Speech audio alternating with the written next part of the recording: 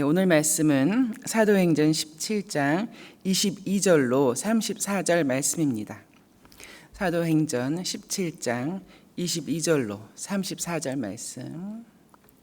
먼저 읽겠습니다.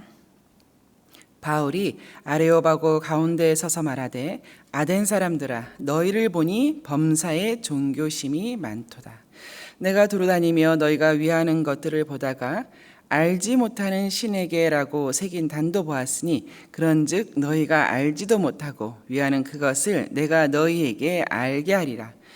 우주와 그 가운데에 있는 만물을 지으신 하나님께서는 천지의 주제시니 손으로 지은 전에 계시지 아니하시고 또 무엇이 부족한 것처럼 사람의 손으로 섬김을 받으시는 것이 아니니 이는 만민에게 생명과 호흡과 만물을 친히 주시는 이심이라. 인류의 모든 족속을 한 형통으로 만드사 온 땅에 살게 하시고 그들의 연대를 정하시며 거주의 경계를 한정하셨으니 이는 사람으로 혹 하나님을 더듬어 찾아 발견하게 하려 하심이로되 그는 우리 각 사람에게서 멀리 계시지 아니하도다. 우리가 그를 힘입어 살며 기동하며 존재하느니라.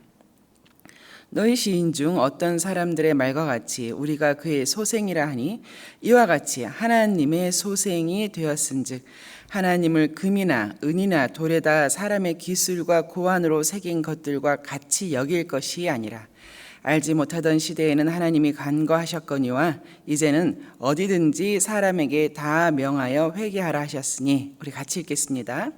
이는 정하신 사람으로 하여금 천하를 공의로 심판할 날을 작정하시고 이에 그를 죽은 자 가운데서 다시 살리신 것으로 모든 사람에게 믿을 만한 증거를 주셨음이니라 하니라.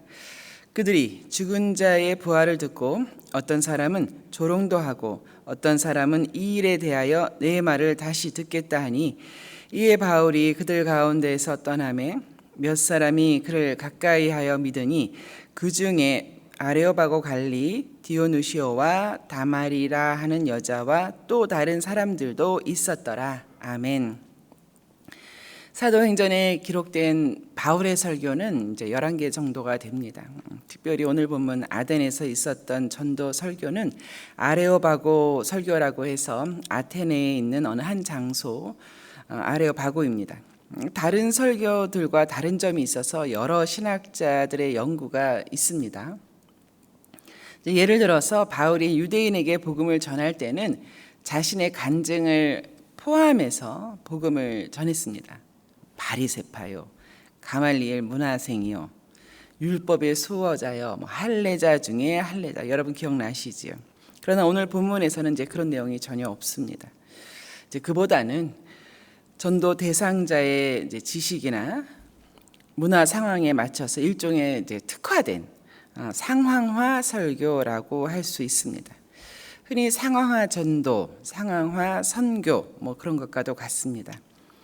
하나님에 대해서는 물론이고 구약에 대해서 전혀 지식이 없는 사람들에게 약속대로 오신 우리 구 예수 그리스도 그 복음을 전할 때에 어떻게 할 것인가?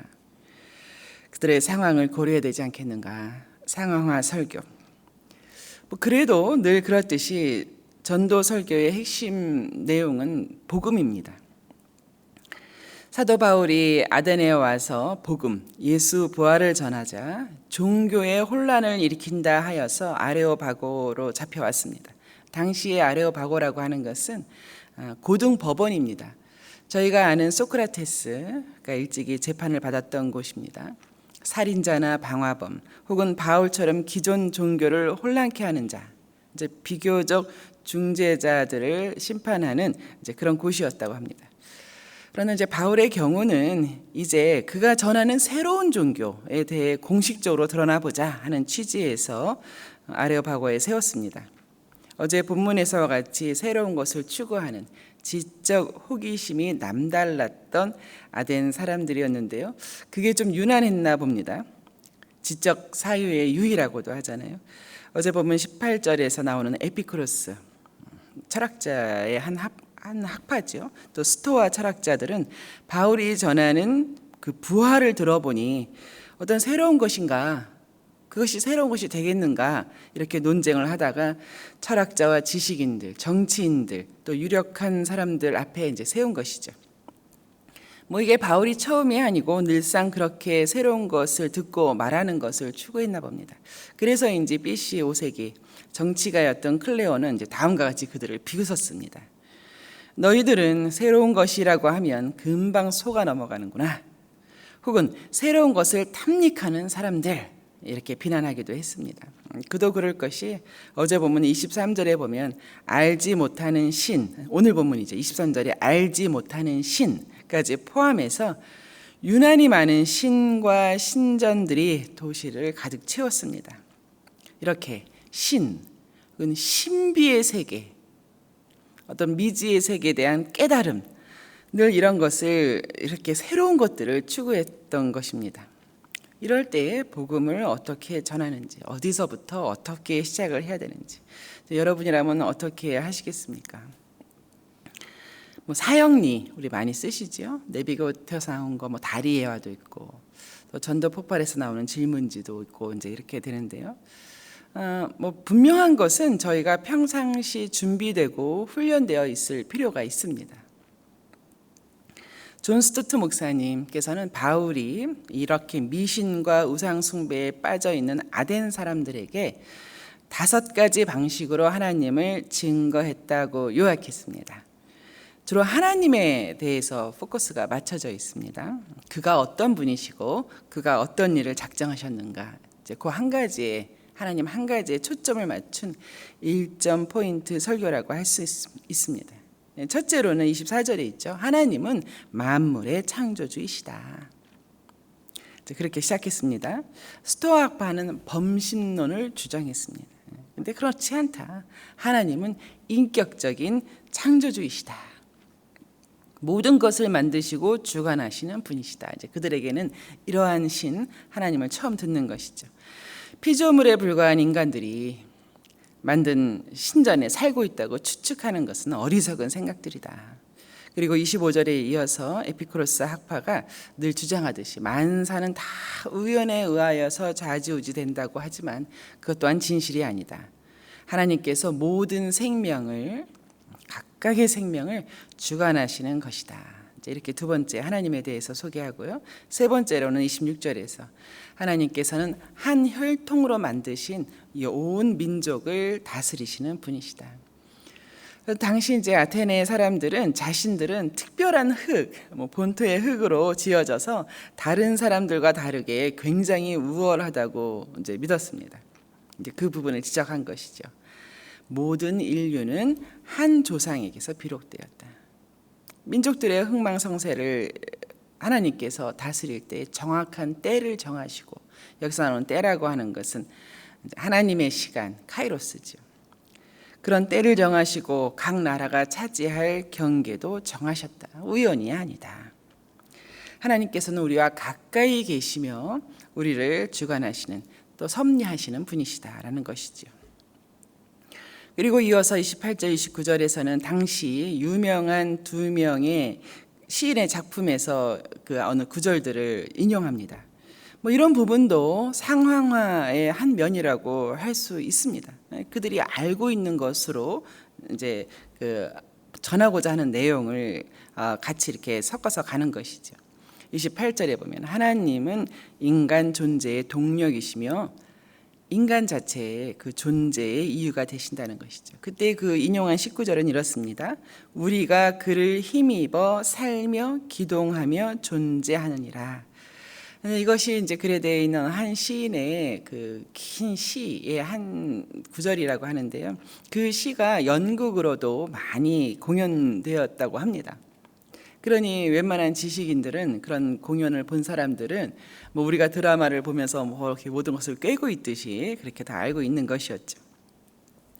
그것에 대해서 이제 바울이 말을 하는 것이죠. 너희가 다 알다시피 우리가 그를 힘입고 그렇게 해서 살고 기동하고 존재한다고 하듯이 그것이 바로 하나님이시다. 하나님으로 힘입어 살며 기도하며 존재하는 것이다.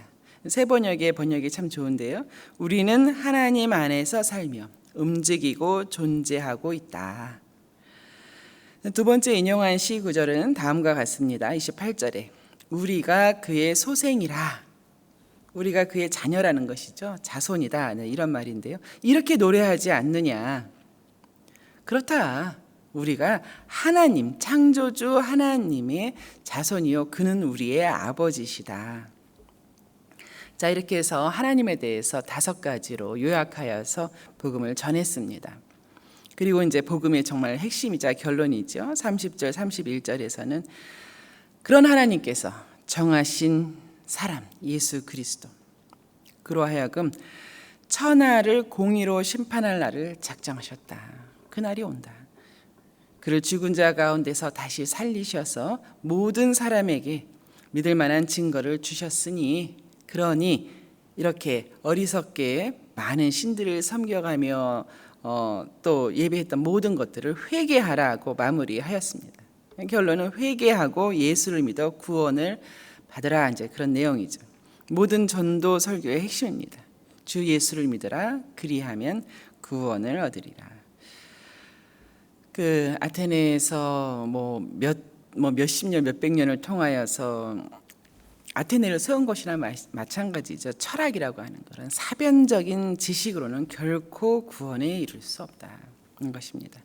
바울이 전한 복음을 들은 아테네 사람들의 반응이 어땠을까요? 3가지였는데요. 32절에 보면 부활을 믿지 않았기에 배척하고 조롱하는 사람들이 있었습니다. 또는 나중에 다시 드러나 보자라고 미루는 사람들도 있었습니다. 그런 가운데 몇 사람은 사도 바울을 가까이하여 믿었다라고 되어 있습니다. 거기 이제 이름이 2사람의 이름이 나오는데요. 아레오바고의 관리인 디오누시오가 나오고요. 다말이라고 하는 여자의 이름이 언급되어 있습니다. 전승에 의하면 이 아레오바고 관리인 디오누시오가 아덴의 첫 교부가 되었다고 합니다. 말씀을 맺겠습니다. 이렇게 가만히 보면은 성도는 어떤 형태로든 아레오바고에 서야 할 때가 있는 것 같습니다. 제 자신도 기도하면서 이제나 저제나 그런 어떤 지식으로 많이 이렇게 무장된 분이 제 마음속에 있어요. 복음을 전해야 되는데, 내가 한국에 가야 되는데, 근데 워낙 많은 지식으로 무장되신 분이고 또 언변이 너무 좋으시다 보니까 그 앞에서의 저의 세상적인 지식이나 언변은 쫄개지요. 어떻게 할 수가 없는 거예요. 그래서 그런지 그분께 하나 둘 하나님을 믿는 사람들이 붙기 시작했어요. 저희 그룹 카톡방이 있거든요. 내가 저분께 복음을 전해야 되는데, 오늘 이 본문의 사도 바울의 말씀을 이렇게 묵상하고 또 그는 어떻게 전했는가 이렇게 생각하면서 나는 열정만 있었지 준비되지 않았나 보다. 그분이 들을 만한 한점 포인트를 갖고 있지 못하나 보다. 나는 아직 그분에게 특화된 어떤 전할 말을 내가 주께 구하지 않았나 보다. 이제 이런 생각을 하게 됐습니다. 준비되시기를 바랍니다. 그렇다면 바울의 아레오바고 전도 설교가 우리에게 주는 영적 도전은 무엇인가? 무엇보다도 첫 번째로는 구원의 복음을 전하기 원하는 열정입니다. 그리고 두 번째로는 전도 대상자에 대한 집중적인 관심입니다. 한 영혼을 위한 관심이죠. 마음의 문을 열 수 있는 소재와 환경을 이용하여서 복음을 제시하는 것입니다. 그리고 마지막으로는 나 자신부터가 복음 전도의 핵심이죠. 예수 그리스도로 충만한 것입니다. 베드로가 그랬고 스데반이 그랬고 바울의 모든 복음 전도 설교의 핵심이 그러하지 않았습니까? 예수 그리스도의 죽으심과 부활. 그리스도가 우리의 죄를 위하여 죽으셨고 성경대로 3일 만에 부활하셔서 하나님 우편에 앉으셨고 하나님께서 정하신 때에 심판자로 다시 오신다는 것, 이것이 복음의 핵심이죠.